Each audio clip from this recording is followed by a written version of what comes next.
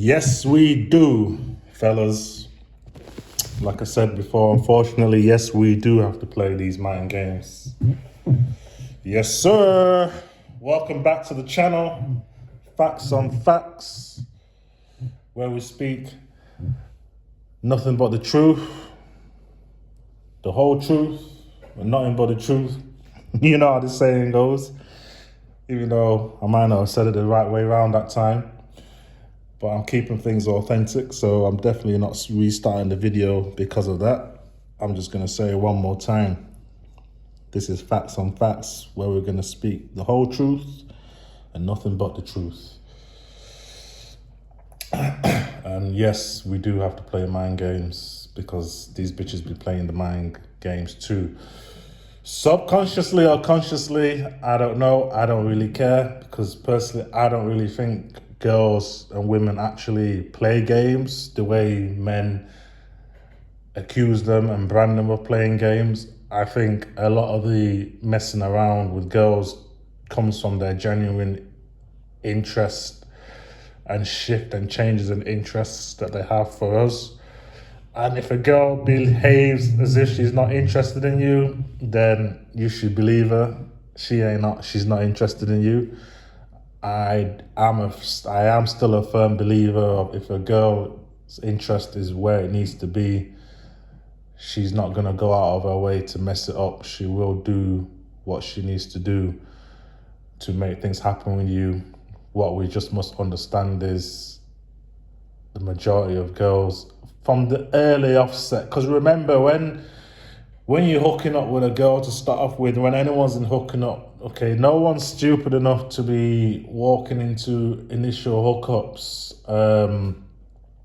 sort of looking for love, looking for the real deal, or thinking this is my person for life, this is the one. No one's really naive enough, and it's 2026. No one's, male or female, is really gonna be actively moving like that, I don't think. So you got to understand that the initial interactions and meetings, it all does come from a place of fun, you know. So when you're having fun, it's for fun, isn't it? It's not for serious. So you can't really expect women to act serious from the jump because it was never meant to be serious. And because it's for fun, you know, part of the fun for women is obviously the guy acting how they want the guy to act, because it's all about their feelings, right? Their emotions, right? So it's all about how we make them feel.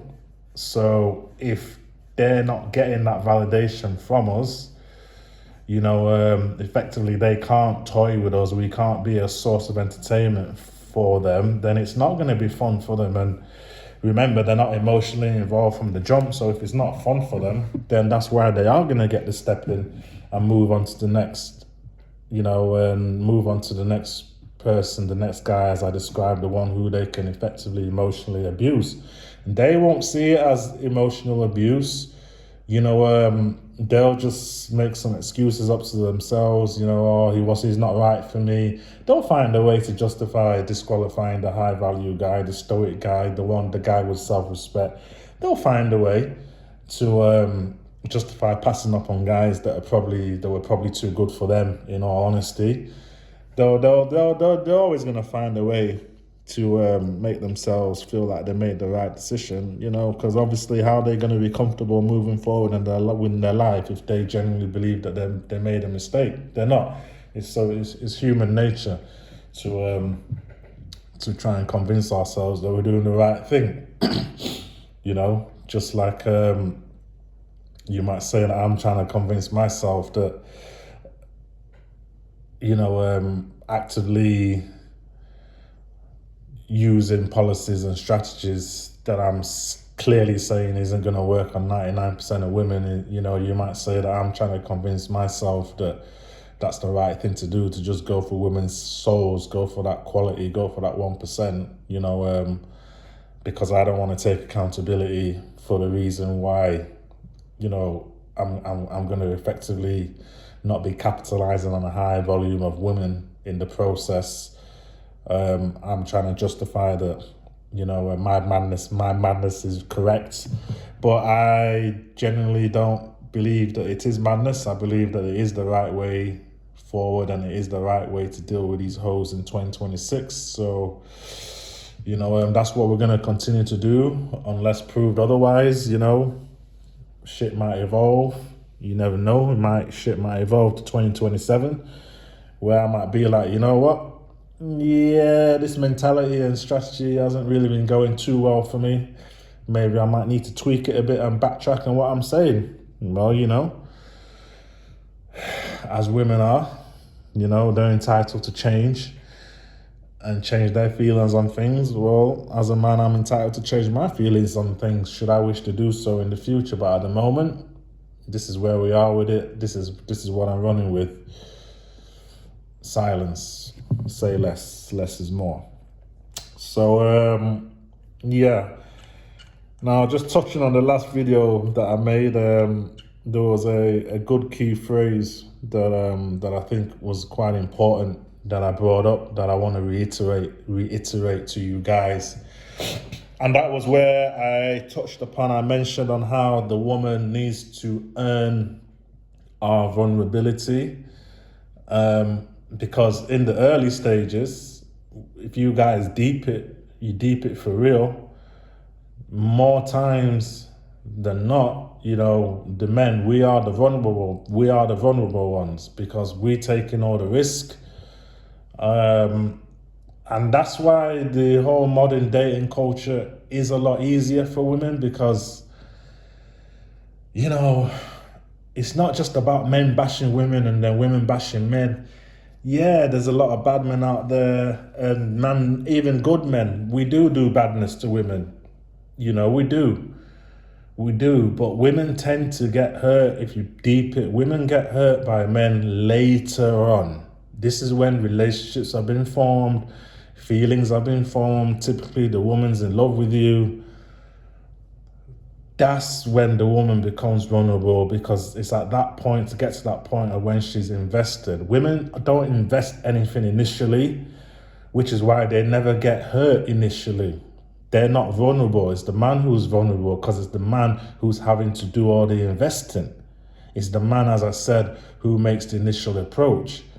It's the man who gets the number. It's the man who sets up the date. It's the man who pays for the date. It's the man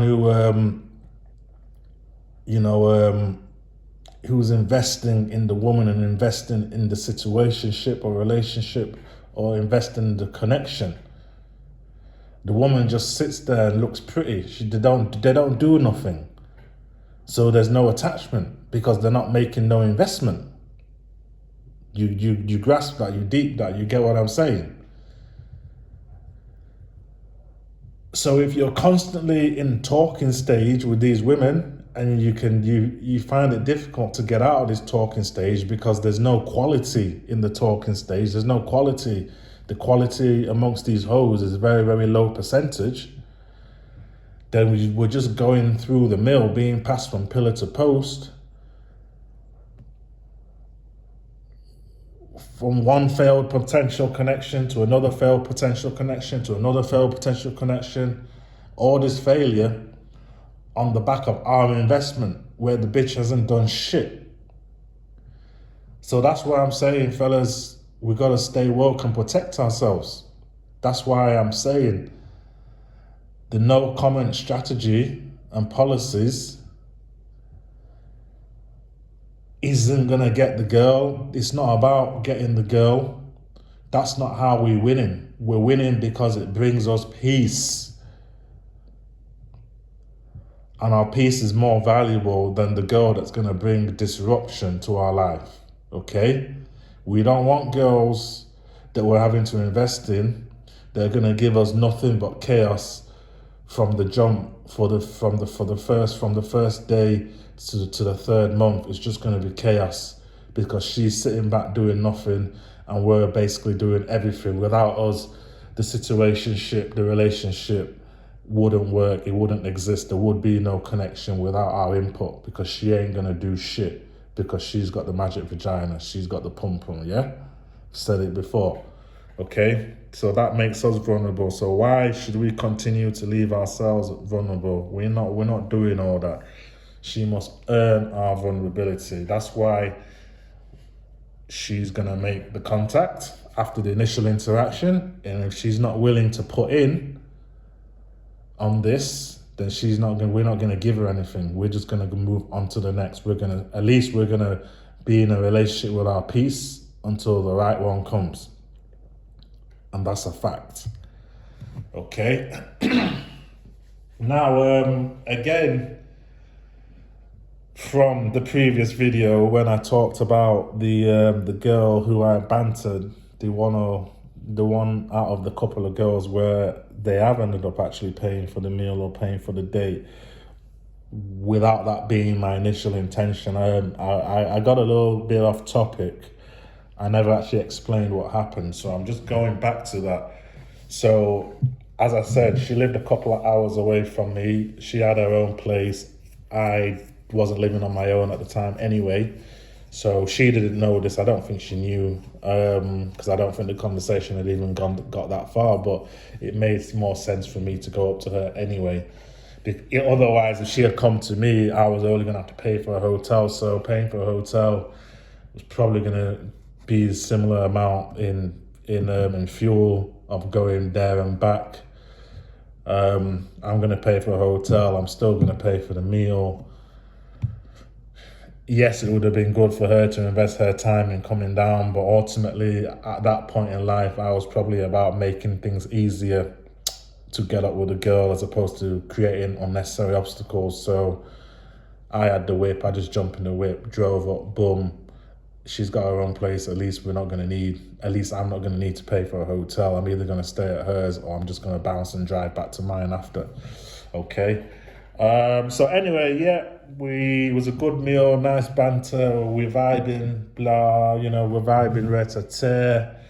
It gets to that point of the night, bill time. The waitress brings over the bill.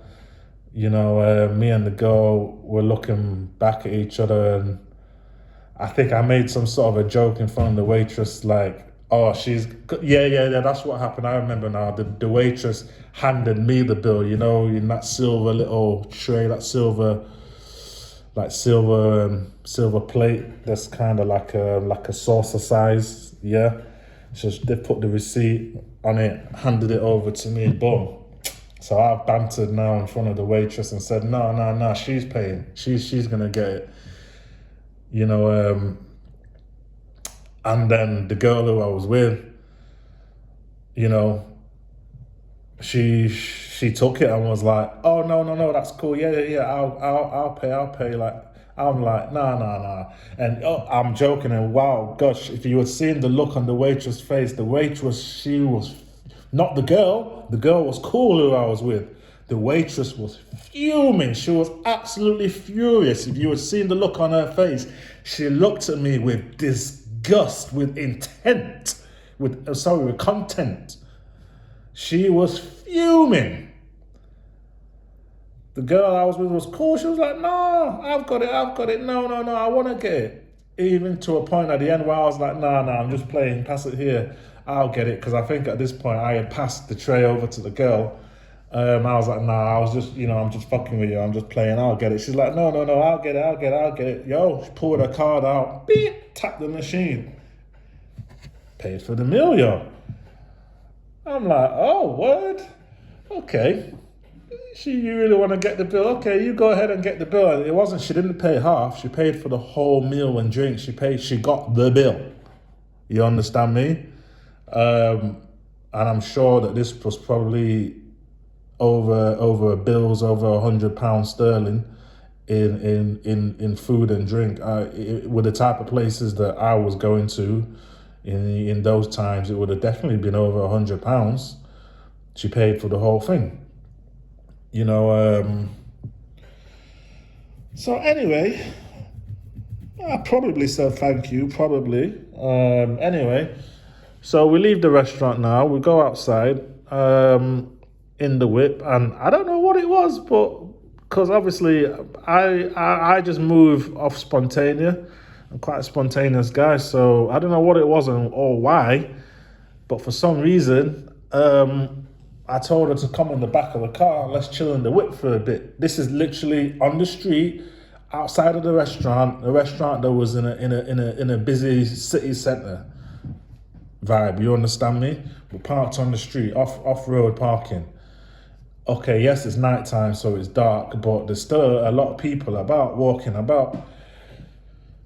Okay, we're in the whip, the back of the whip. The windows are tinted, obviously, but whether you can actually see into it or not, I never really put it to the test like that. You probably, if you went right up to the window and looked deep in, you probably could see into it. I don't think it was a full blown blackout, but it was a black tinted windows. And maybe to someone who doesn't know any better, they might generally think that you can't see into the back, where I think you actually can if you get close enough. Obviously, the vision will be impaired a bit and it might be a bit blurred, but I think you can see something. I don't think it's completely blacked out. Anyway, we're chilling in the whip. We're running the tunes. I'm piffing and doing my thing as I would do at the time. Probably vaping or whatnot, chilling. I don't know, I can't remember if we were having another drink in the back or not, because I would do this quite a bit. I don't think there were any drinks involved at this time because it wasn't even planned. And obviously we had drinks in the restaurant, it wasn't even planned. I think we was just kind of just chilling in the back and obviously having a little cuddle or whatnot, and boom, from nowhere the intimacy just started. I wasn't expecting it. One thing leads to another, we're kissing. And do you know what the girl said to me when we're kissing and doing like the foreplay and these things there? Again, now I wasn't moving with urgency at all, and there was a good reason why, but there was actually a reason why I was kind of holding back on effectively trying to sleep with her then and then. But she didn't know this, to a point where eventually she said to me and like whispered to me, "I want you to fuck me." Yeah, let me say that again. She said, "I want you to fuck me." I was like, rotted. I was like, rah. I couldn't even believe what I was hearing at the time. I was like, rah. Yo, she's just saying, after getting the bill, after the banter situation and the awkwardness of getting the bill, so I'm like, rah, she's just paid for this meal, unexpected. We're now chilling, basically on just off a busy high street in a city town centre setting, in the back of the whip, broad day. Only obviously is night time, because maybe it was about 10:30 at night at this time after the meal. Things have escalated, things have gone 0 to 100 real quick in the back of the whip, and she's telling me, "I want you to fuck me." Not me trying to fuck her, "I want you to fuck me." I'm like, well, shit, you ain't got to tell me twice. Obviously, boom, we proceeded and did the thing. Obviously, she's sucking it off and everything. Like I said, I'm not here to make this channel too graphic about my previous experiences, but yeah, done the full thing, and obviously, it would have been rude for me not to oblige. So obviously I went ahead and, I gave her the wood, I gave her what she wanted, I gave her that D. Okay. And it's funny, because even back then, this is what I'm trying to show you. So I banged it then and then, eventually we finished, got in the front, boom, drove her back to hers. Remember, she lives on her own. And then all of a sudden, she just started getting a bit funny when we got to her yard. And I mean funny in the sense of, because think about it, I don't know about you guys, but anytime I sleep with a girl, and I obviously ejaculate, whatever, I can't just get it hard again immediately. I need a little bit of recovery time before effectively we can do it round two. You know what I'm saying? So, basically, in the time that it's taken to obviously get in the front of the car and drive back to hers, and maybe talk for 2 or 3 minutes when we're outside hers, I'm pretty much charged back up now. I'm up for it again. I'm in the mood again. So I'm thinking, because it's in the back of a car, it's not even that comfortable at times. I know from experience that, I've not even given her the full shebang because there hasn't been space to get her in the positions and, maybe bend her over the way how I'd like to if we was on a bed, and, she will have more space to like ride me, etc., etc. You get what I'm saying, on a bed, not in the back of the whip. So I'm thinking, round two now, in her yard, things are about to get turned up for real. She's like, oh no, I need an early night. I've got work tomorrow, or I've got work soon, blah, blah, blah. And I'm just feeling like she's pulling back already, like she's regretting her actions, like in that. Well, not regretting her actions, but she feeling some type of way. So I think she's processed what's happened from the end of the meal. She's actually paid for a meal. So this guy has come and took her on a date, which she's paid for, and then she's hopped in the back of the whip, sucked me off, and fucked me then and then, and actually told me, I want you to fuck me. This is how crazy these hoes are. Half an hour ago, she wanted me to fuck me, and now her emotions have changed and evolved within half an hour. She's processed it, got back to yard, and now she's feeling some type of way, because obviously she knows if I come in her house, it's round two, but for some reason, now she wants to start acting more prim and proper and pulling back within half an hour, yo. So I'm thinking, this is a bit strange, but girls will be girls. All right, cool. Me, I'm laid back, I'm nonchalant, I'm not pushing nothing, no means no, obviously, and that's a good point right there, fellas. Just because a woman is consenting initially, she can withdraw her consent even during the deed. So remember that at any point, if a woman says no, then you just stop, okay? So at this point, she's consented initially in the whip. There's nothing to consent to at yard because I'm not in the yard, but we're indirectly leading to round two of consent because she knows I'm pushing to get in the yard. Well, I'm suggesting to come in her house, and she knows obviously if she lets me in for more drinks and chill, obviously that's going to lead to more grinding. She ain't consenting no more. She feeling some type of way. It's a bad idea. Nah, I want to get an early night. I've got work early in the morning. All right, cool. Well, me, I'm not doing too much. Like I said, I'm nonchalant. So I think we have a kiss goodbye. And, I'm on my way. I get back on the M way. No need for a hotel. It's still early. I'm not going out in an area. I don't really know anyone in the area. I hop back on the M way and head home.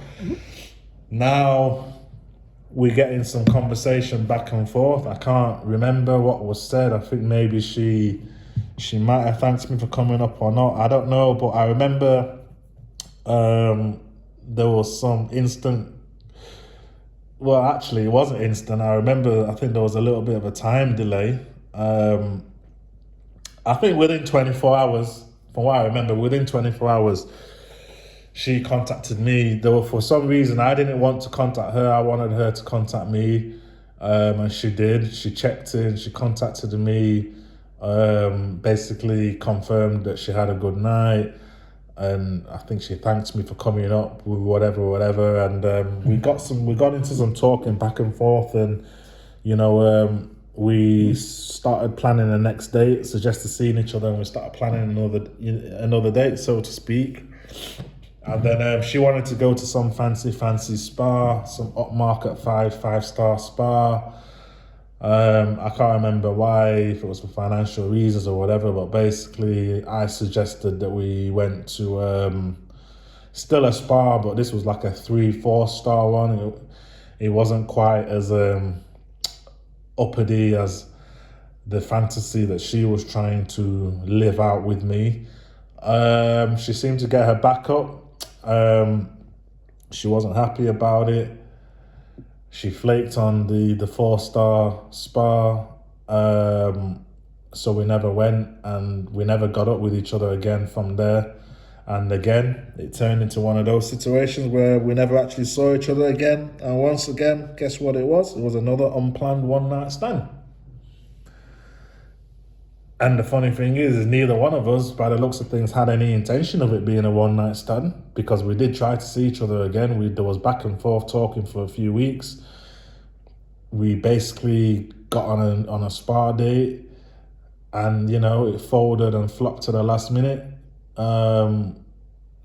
I think, but now on reflection, I think it might have looked like I was being cheap, because obviously the 4-star spa would have been cheaper than the 5-star one, and she's probably thinking I've already paid for the first meal, so she's probably feeling some type of way now about, am I actually going to squeeze any money out of this guy? Because like I told you, image and perception, the women will think that I have money, so they're just going to think that I'm maybe I'm one of these guys just being tight.